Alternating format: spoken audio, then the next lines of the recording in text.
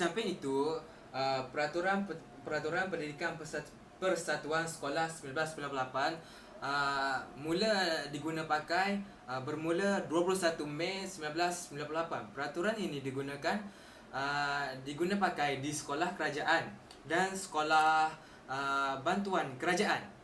Setelah menerima permohonan bertulis, pengetua atau guru besar boleh menubuhkan persatuan bagi mengkategorikan seperti mata pelajaran yang diajar di sekolah selaras dengan peraturan pendidikan kurikulum kebangsaan 1997. Yang kedua iaitu hobi dan rekreasi. Yang ketiga, sukan dan permainan. Yang keempat, badan beruniform. Dan akhir sekali, apa-apa aktiviti lain yang diluluskan oleh pendaftaran. Seterusnya, peraturan pendidikan Persatuan Ibu Bapa dan Guru pada 1998.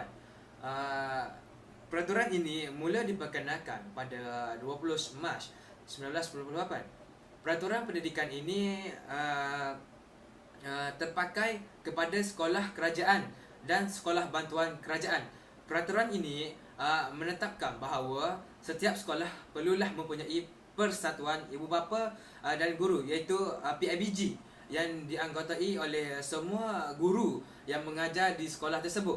Setiap ibu bapa atau penjaga kepada murid yang boleh belajar di sekolah itu dan pengetua atau guru besar sebagai penasihat persatuan tersebut.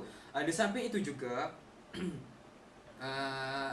di samping itu juga mana-mana warga negara Malaysia yang tidak ada anak yang belajar di sekolah tetapi berbina untuk menjadi ahli persatuan, perlulah dia mengemukakan permohonan untuk menjadi anggota kepada pegawai pendidikan di daerah itu. Okey. Seterusnya, peraturan pendidikan majalah sekolah dan bahan multimedia 1998. Peraturan ini mula dikuatkuasa pada 12 Mac 1998.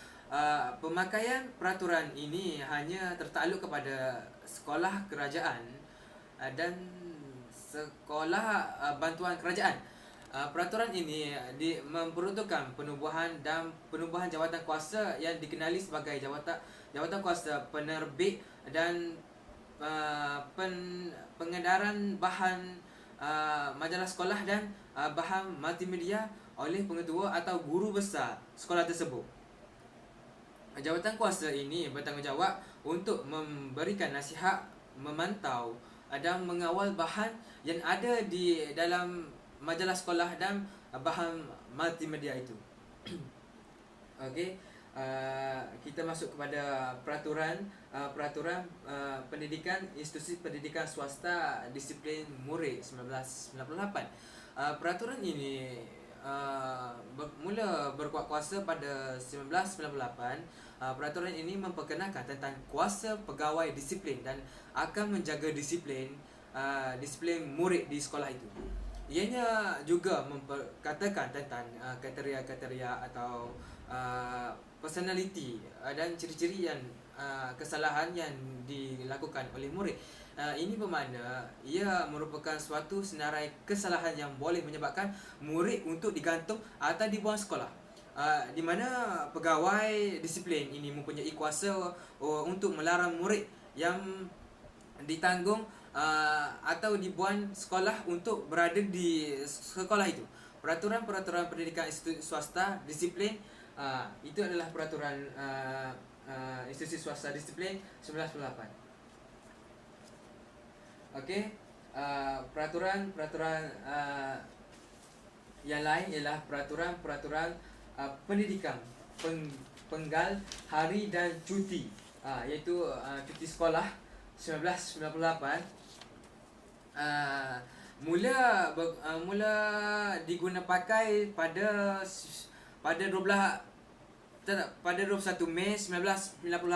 Peraturan ini digunakan di sekolah kerajaan dan sekolah bantuan kerajaan. Kaedah ini menetapkan bahawa pengawal penggal sekolah dan suatu tahun perlu mendapat kelulusan menteri. Di samping itu, pihak sekolah perlulah menurut semua hari kelepasan am persekutuan dan hari kelepasan am negeri jika ianya jatuh pada hari sekolah. Selain itu, hari persekolahan bagi satu-satu tahun itu memerlukan tidak kurang daripada 190 hari, dan jika didapati ianya kurang dan 190 hari, guru besar atau pengetua sekolah perlulah mengadakan hari ganti bagi mencukupkan 190 hari persekolahan itu. Okey, kita masuk pada peraturan pendidikan institusi pendidikan swasta piawaian pada 1998. Peraturan ini diguna pakai untuk institusi pendidikan swasta sahaja. Peraturan ini memperuntukkan untuk pengetua atau pengelola suatu institusi pendidikan swasta perlulah mengemukakan perihal kepada ketua pendaftaran.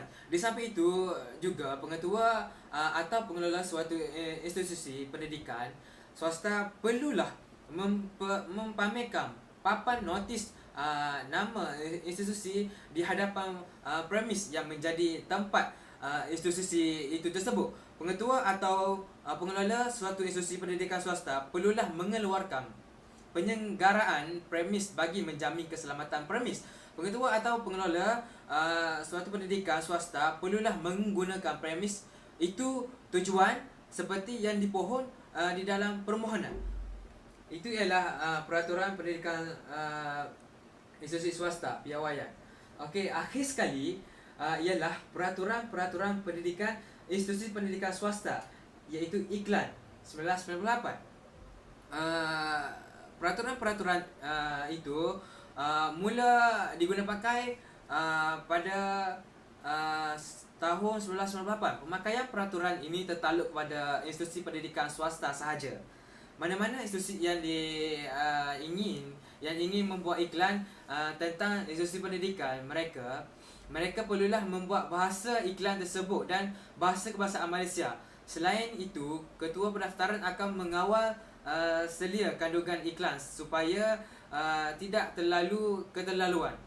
Itu ialah peraturan terakhir sekali, iaitu peraturan pendidikan institusi pendidikan swasta iklan. Itu saya daripada saya. Wabillahi taufiq wal hidayah. Wassalamualaikum warahmatullahi taala wabarakatuh.